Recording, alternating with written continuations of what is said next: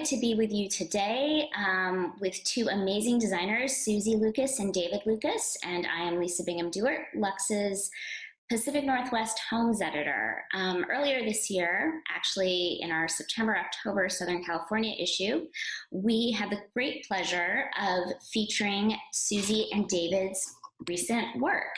And so today I would love to chat with you about this project. The design team also included general contractor Ryan Hill, and the beautiful, complete, stunning shots of the project are by Aaron Lights. So they're going to take us on a tour of this house, which you would not imagine looked like it looked before. So I want to start by having the two of you give us some background on the house and tell us what the story is. Okay, well, first of all, thanks so much, Lisa. This is really great. We've never done this kind of thing before, so if we, just guide us a little bit. We'll try to keep it clean. So I think David should start because he has really deeper history than me. I've worked on this house for, it's sadly like 20 years. So when we first started working on the house with them, it was when I worked for a local designer in Seattle here, Terry Hunziker. And so that's when I met the clients. So the original home was a kind of a, early 1900s Pueblo style.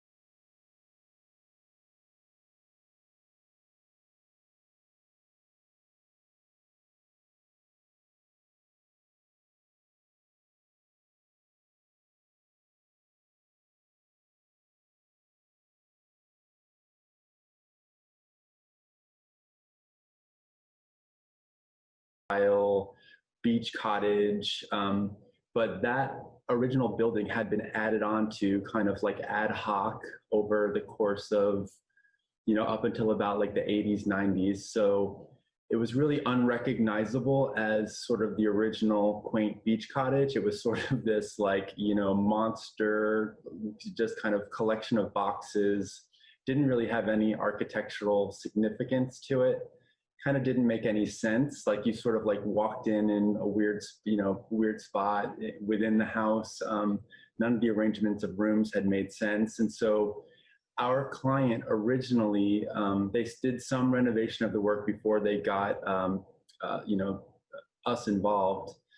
What had happened is they didn't quite know how to transform the house from the Pueblo style to more of a modern house. At that time, they wanted it to be sort of like, they wanted to do more of like a minimal remodel. They didn't want to get like too heavily involved in it. So we did mainly like, just furniture and small little things.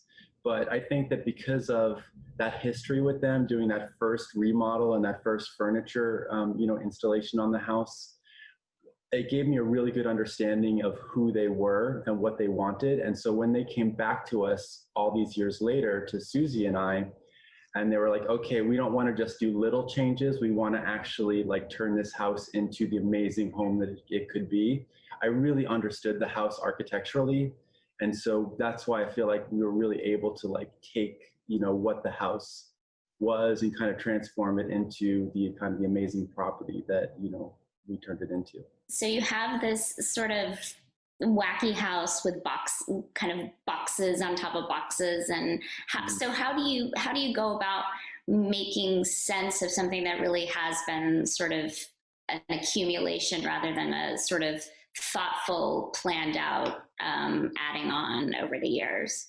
So I think really what had to happen is we had to sort of think about it was more about the kind of the function of spaces and what was needed and, you know, how you wanted to experience this house, more so than worrying about a traditional layout of rooms. So for instance, I don't know if you saw that sort of original entry court elevation. That's the kind of rough stucco wall. So just, you know, that was sort of what you came upon when you first experienced the house. And so what I saw was this opportunity to really create a beautiful entry for them. And so that's where we sort of, we created that like low soffit and the laminated glass walls, so that actually when you approach the house, you just sort of get this glow. The advantage when you approach the house is such that you see the ocean beyond, and then all you see is sort of that front facade. And so what ends up happening is that the glass actually looks like the color of the ocean. So it's like it kind of blurs the, you know, your perspective, where you're just sort of feeling like you're seeing ocean, you know, that color through the whole, through the facade there. So it just creates this very interesting, you know, experience. And then also sort of using stone as a way to anchor the building on the site. So we kind of frame that, that low soffit with these sort of stone elements on either side.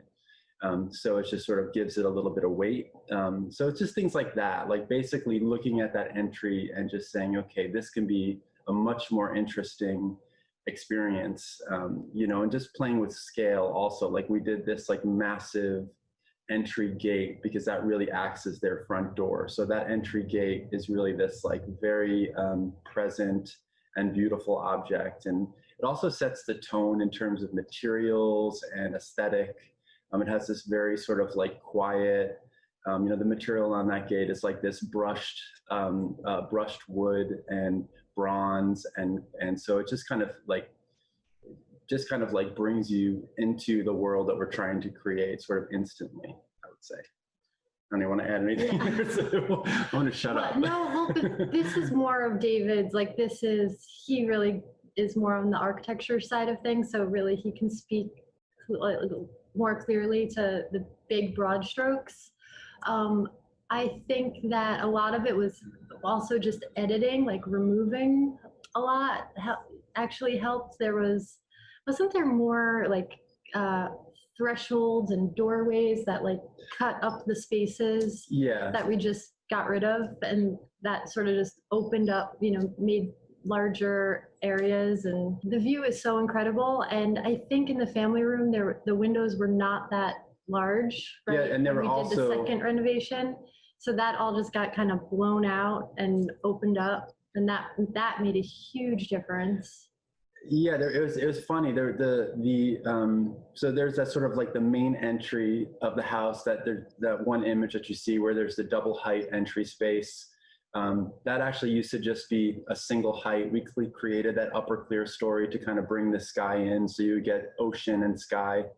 And we really made sure, like Susie was saying, we made those openings as large as we could. We squared everything up. We created, you know, just this, you know, much cleaner frame for that view beyond. I mean, that was really a big part of it, was to where there were sort of windows in strange places, or you know, even though they had a lot of glass, it was sort of broken up oddly. So we went in there and we really kind of cleaned up the way that you experience the view through the windows. It sounds like a little thing, but it's surprising, you know, what that actually does. So yeah, I think the clear stories made a big part of the second major renovation was just brightening up the house because of that, like Pueblo revival style. Things were just like lower and a little bit darker, and that our clients just really wanted everything to feel brighter. So any way we could bring more light in, and actually just refinishing the walls with like a beautiful lighter plaster made a huge difference, because it just bounced light around more. So that was like more light and feeling of lightness were big important things for, you know, in terms of design. Yeah, that was actually one of the truly like extremely important things from the husband, he was just like, I really want this house to feel so much lighter. The issue, of course, is that the orientation of the house doesn't really lend itself to, it doesn't really get direct sunlight because it really faces more north. It gets afternoon light on the one side of the building, but that light ends up being kind of harsh because it kind of ends up coming directly into the windows. So when they do get the sun, it's like really intense through the building horizontally. So, you know, we had to do things to kind of bring reflection in a soft way into the house. So I think that's why you see a lot of kind of subtle reflective materials, like we use back painted glass to help bring bring lightness and reflection into the house. You know, we kind of lightened up all the woods, we lightened the floors. We added, like in their family room, we actually did a black metal ceiling, but the black metal actually adds reflection into the room. Obviously not in a, you know, Vegas-y way, but a pretty, you know, a very soft reflection, which is what the house needs. And so it's just things like that, like opening it up, either physically opening it up, you know, creating clear stories where we could, or opening it up with reflection. So that was sort of, you know, part of the strategy.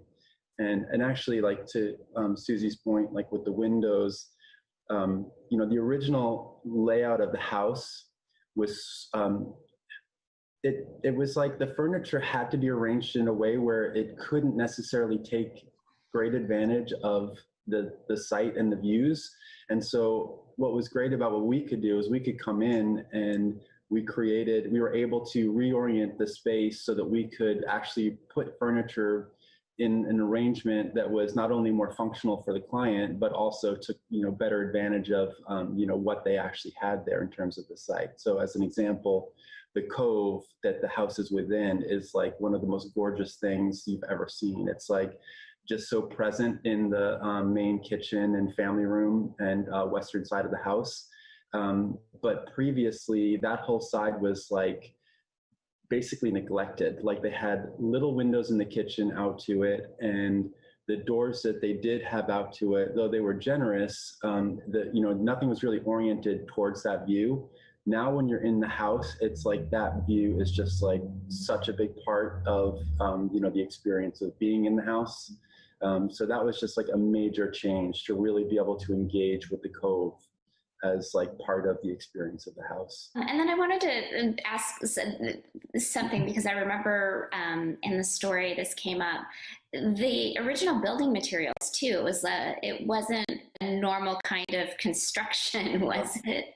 There's like basically, I don't know, like dirt and rocks and some duct tape, I think is kind of what so yeah, the contractor had a real challenge. And I will say that Hill Construction did an amazing job of, you know, just really fortifying this home because obviously on the coastal bluff in Southern California, you know, with this kind of property, you really want to make sure that this house isn't going to go anywhere. So that was part of their, you know, what they had to do is they had to make sure that, you know, everything that we were doing was upgrading, but not only what we were doing, the whole structure of the house had to basically be, you know, updated. And they were really creative, great partners to work with in terms of like really like taking my ideas and you know, rather than telling me what I couldn't do, they were just like working what they like to do, what I want to do.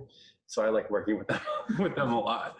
They're great. And the client really appreciated that because what they got was a team of people that were all working together to ultimately, you know, make their vision come true. Because the husband really was so, like, he loves this property. They both do. I mean, they both love it, but he was just, you know, every time I would meet with them in this house, because I did a lot of little things for them before we did this major renovation. And he would always just walk me around and be like, well, what could we do to this room? And, you know, what could we do to that room? And so I was really glad when he finally was like, let's not look at this room by room. Let's look at the entire house. Like, what can we do to this house? And so when he did that, I was like, okay, we're there now. So yeah, so basically, partnering with Hill was the thing that made this all happen in a lot of ways, because it was a challenging home. Remodels are just hard in general. It's like, where do you start? Where do you stop? It just, when they open stuff up a lot, like especially with this house, when you open things up, there was like nothing holding things together, and it was a little scary. Like a couple of like bricks and a broom in a corner for structure or something. It's like pretty crazy.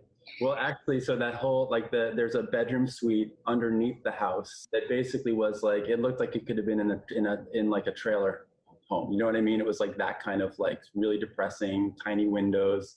And as you can see in the after shots, like what that space could become, being turned into a completely glass box, with that, creating that beautiful garden in front of it.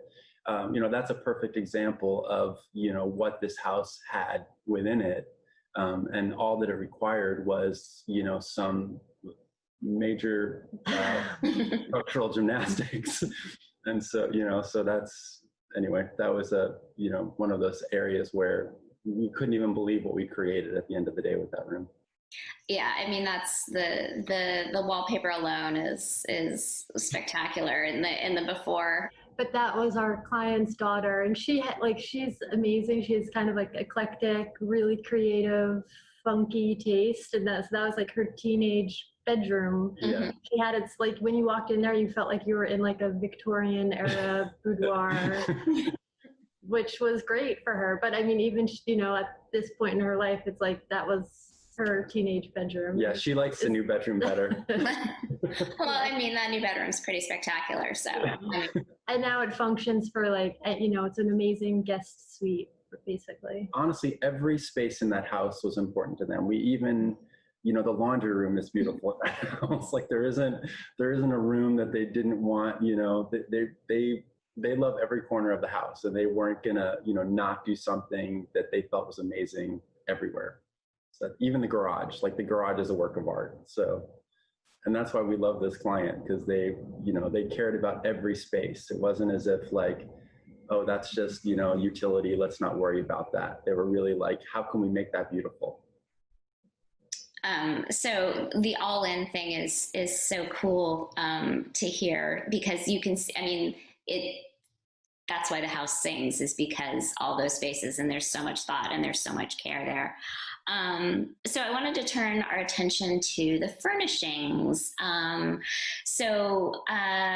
What was sort of your guiding principle then, as you started to furnish the house? Were they starting from scratch, or were you kind of weaving in things?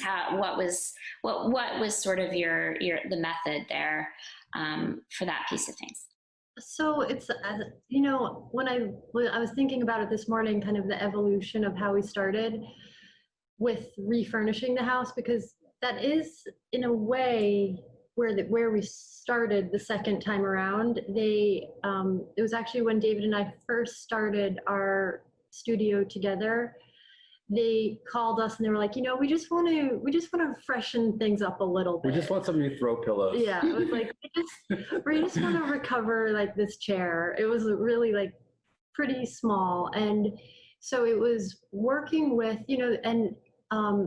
so they had done that remodel years and years ago. I don't know what year it was when you had worked originally, on it in Terry's it office. was like, I want to say it was like 2001 was like, yeah. When they had furnished the house with Terry. So there were some beautiful pieces, like things that do stand the test of time, but it was just time to be recovered or reconfigured a little bit and edited, we edited out some stuff. So that's where we started. So we started in the living room, like replacing rugs, recovering things. And that was like, we thought we were just going to be taking like the light approach, but then around the same time, that's when they started to say like, okay, what can we really do here?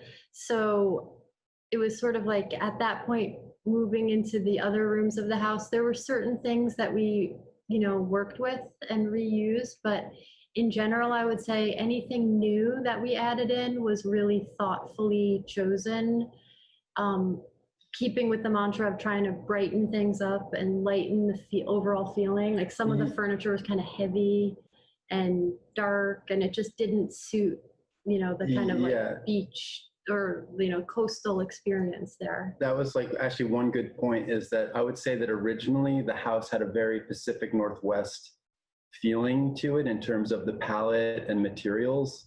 And that's sort of what, like, you know, Terry, who we worked for, was known for, was that kind of color palette. And so I think that the clients had loved that for, you know, for a long time. It was like suited them. But I think they just then realized they wanted a, you know, a house that felt more part of La Jolla, you know, where the house is. And so Susie and I were really able to embrace that idea of, okay, let's not worry about like this palette and things. You know, the thing that was great is that like we're really open. If something worked in terms of a piece of furniture, we would just recover it. But, you know, really the furniture plan was completely reconceived.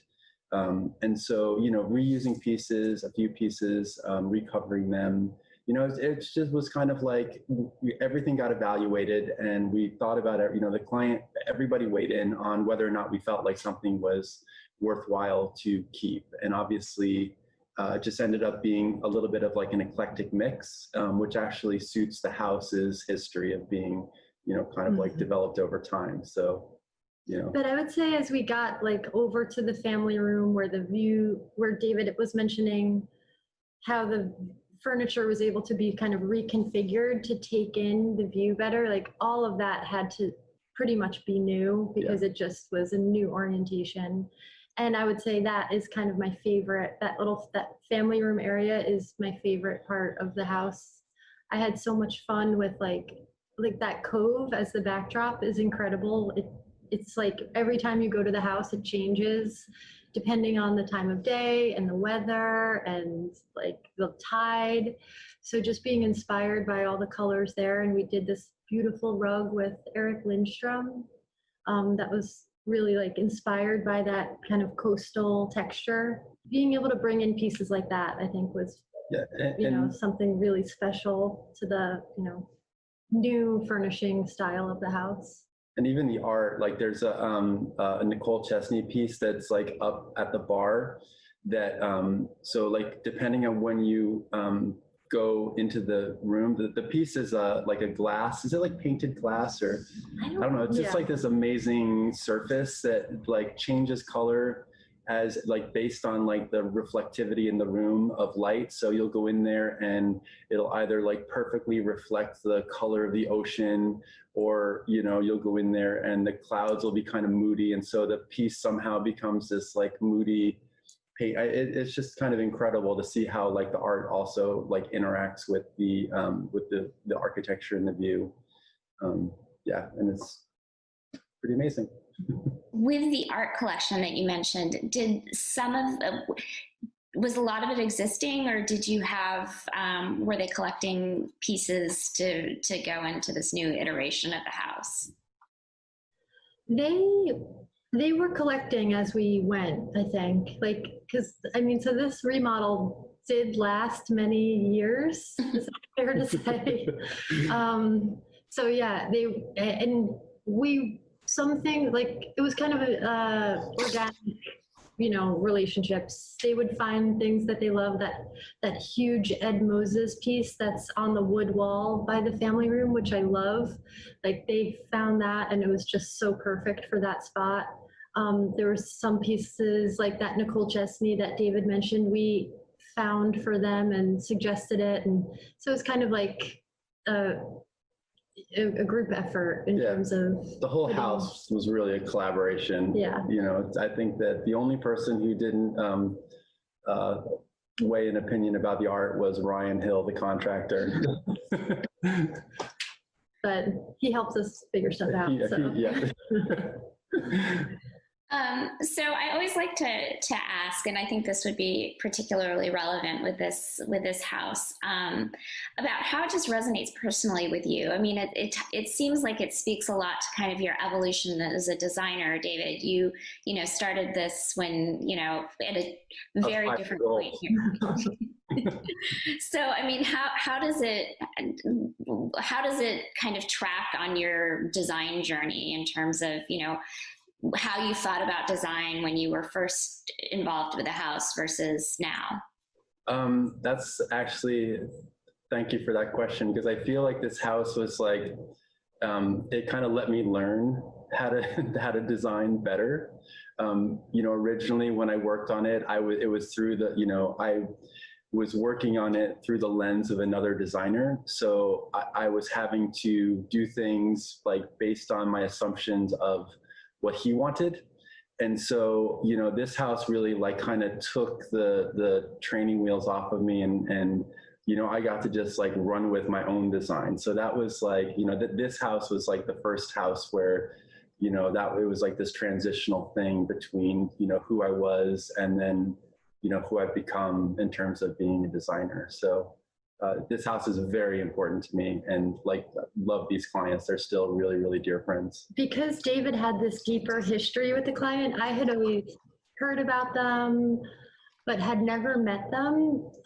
So when we did start that first kind of go round of refreshing the living room, I was like a little nervous at first. I was like feeling like I was like, being opened up to like their world, that they already had this relationship. I wasn't like exactly sure the dynamics, but they were just the most gracious, amazing, fun people to be around. And so like when you are just starting your own studio and you feel like a little nervous and not exactly sure how to like you're doing things for the first time on your own, to have them as clients was like the most amazing fit, because they are so like easy and open and fun to like work through problems with.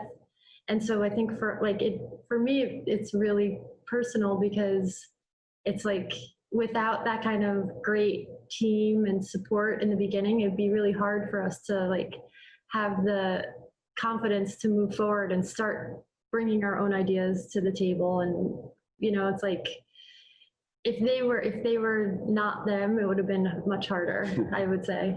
Like they were just the most amazing clients to work for. We were very lucky. Yeah, and it's just, it's kind of like what Susie's alluding to, and what I was mentioning.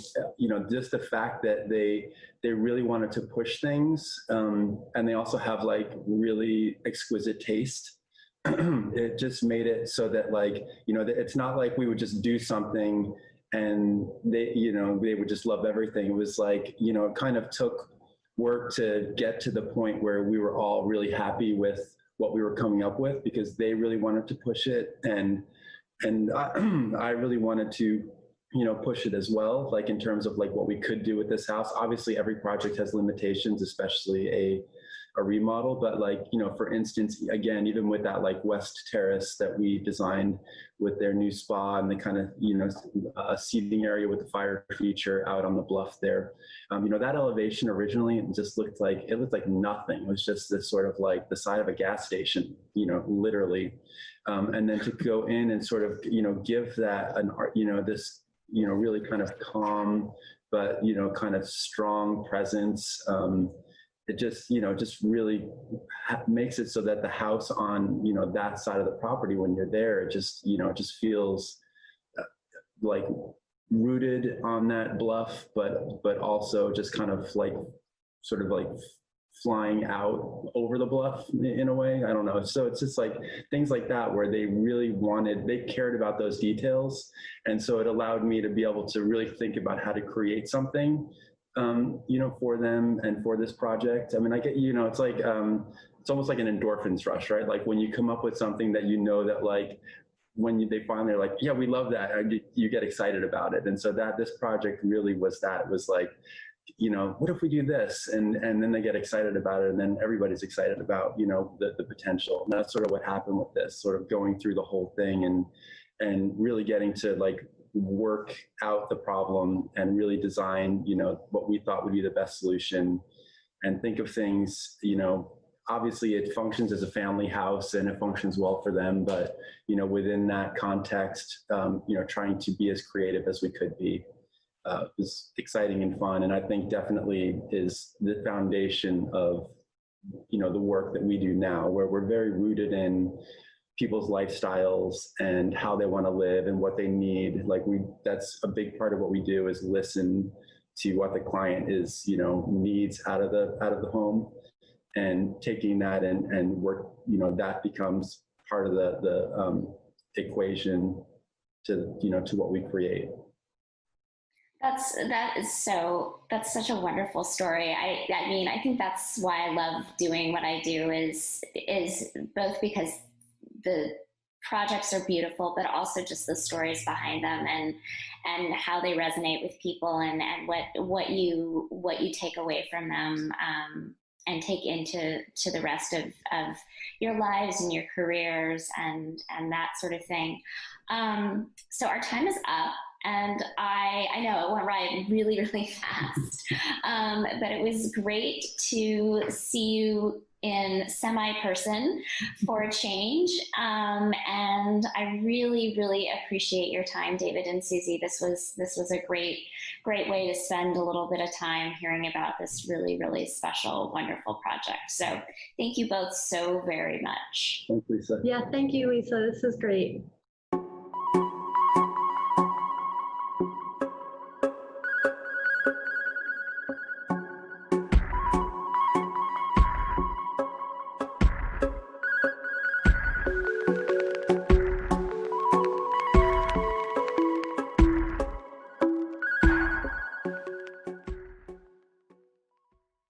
Welcome to Metropolis Sustainable Product Spotlight.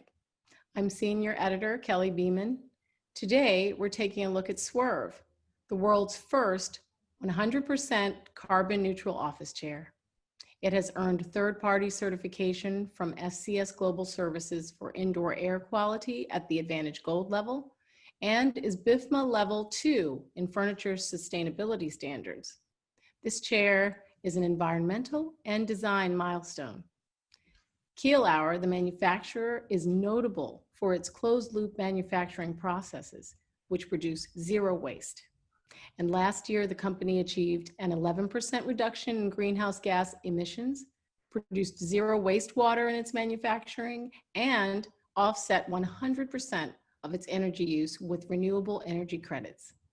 With me to tell us what inspired Swerve's breakthrough carbon neutrality and how Keilhauer achieved this feat is the company's president, Mike Keilhauer. Welcome. Thank you, Kelly. Nice to be here. Nice to hear all those wonderful things that we've done. You had to make it happen. You had to give me a reason to say it. Sure. It's a pleasure. Yeah, thank you. Please tell us about the role sustainability plays in your company's product design process. Well, it's really huge. It's significant and integral to everything that we do. We're a design company, so our success is based on introducing products, significant numbers of products every year. We build the sustainability idea into every single product that we do right at the very outset of the design brief. So it comes in to every conversation as we're developing product. So that's how significant it is. And it's allowed us to achieve all those wonderful things that you mentioned earlier. Because if the product's not designed to do wonderful things, it's hard to achieve the results you're looking for. Absolutely. You've mentioned in the past that Keilhauer's goal is closed loop manufacturing, and that seems across product lines. What does that mean for the products and for your organization? We plugged into closed loop many years ago. We've been sort of on this sustainability journey for 25 years. And in order to do that, you really have to have a sense of where you want to go and what you're doing. So closed loop for us is essentially, in simple terms, is to say that we use a material, that we create that and we put it into a product, and then we can take that material and recycle it and put it back into another product.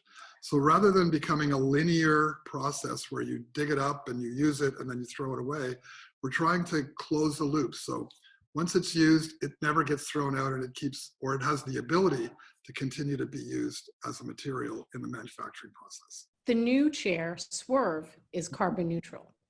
What inspired that decision to make this chair carbon neutral, especially right now, which seems like just in time?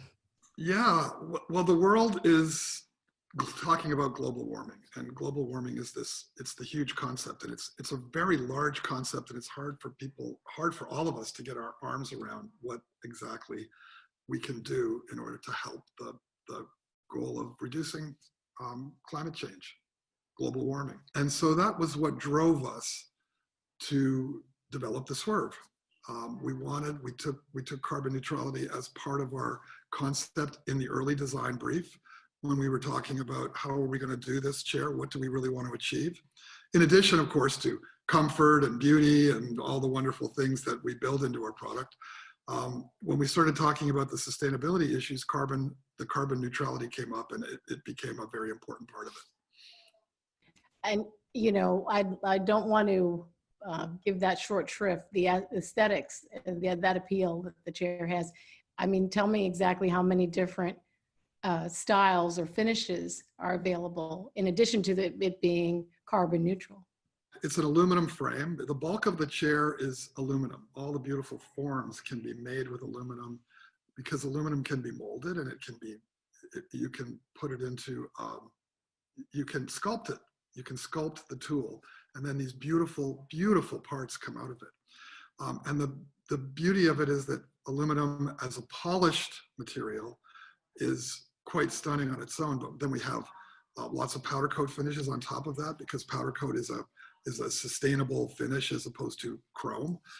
We already have the polished aluminum, and then we have numerous colors for the mesh back. It's translucent, so it adds to the feeling of the chair being neutral. It's just kind of less is more in many cases. And the aluminum itself is beautiful material to use, because aluminum is one of those perfect materials for closed loop. Once aluminum is aluminum, you can melt it down and make exactly the same product again out of the same material. So it's the perfect recyclable closed loop material, and that's why we like to use it. Clearly your commitment and passion about sustainability is, I mean, it's amazing. It's very notable and has been for a long time. What's your vision for Keilhauer moving forward? The industry, certainly carbon is one of the things that we're talking about frequently, but the other side of it is material transparency. So carbon neutrality, or moving even to carbon negative. And material transparency is a huge direction for the industry and for us. And it's a tough one, because it's like with food, where you have on the box, it tells you all of the ingredients. We're going to start talking about the ingredients that are in our chair. What do we use to make our product? We're very, very close to having all of our product be red list free, which is the list that has come out of California that talks about products that are carcinogenic and have high toxicity. So all of our new products, including Swerve, are red list free, and we're slowly, I'm going to say quickly, but slowly getting to the point where I think we're at 95% red list free with all of our other product. And that's you have to get down to the minutia of the product. You have to dig really, really deep into your supply chain, and have the supply chain dig into the materials and tell you exactly what the content is. And then we make choices once we know, and we're making the right choices, I believe. And like you said, I love that you said that you used the word transparency, because I think that that's going to be extremely important for everyone going forward, so that you know what you're dealing with. But I also love that you've explained, you know, when we spoke previously, that you use that even in tracking or tracing your materials and the chemicals that are used, and that make sure that everything is non-toxic from the very beginning. Right. So we do life cycle analysis on all of our product, and in fact with Swerve it was an important part of it, because for us to be carbon neutral, we had to identify the process of manufacturing from cradle to grave, as they say. And so it goes right back to the mining of the material, and how much is used, and where is it mined, and where is the product made, and then how do you when you're actually making parts, where are they made, and transportation, and all of those wonderful things. So you really have to identify everything that goes into the process and into the product in order to make the decisions as to what you can eliminate or reduce or reuse or recycle, where it's going to go when the end of life.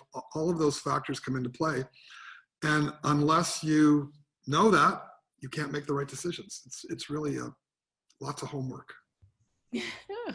Well, I'm glad you took it on, especially, for this specific, look, I know you do this for other products, but task chairs are so critical. They're a staple of any workspace. So this innovation, I think, will have a huge impact, especially now that the conversation about ways to reduce buildings' carbon footprints has expanded to include the choices that are made by interior designers and furnishings and fixtures, and not just building materials. So it's really, truly great to now have this option of a carbon neutral office chair.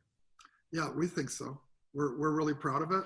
We put the effort into it, and it feels really good to have a product that looks good, sits well, satisfies the need that it is required of. It fills the need that it's trying to work at in the office. And also, when we look at it, we can really feel good that we've built a pretty sustainable product. Thanks, Mike. And thank you for joining us for Metropolis Sustainable Product Spotlight with Keilhauer.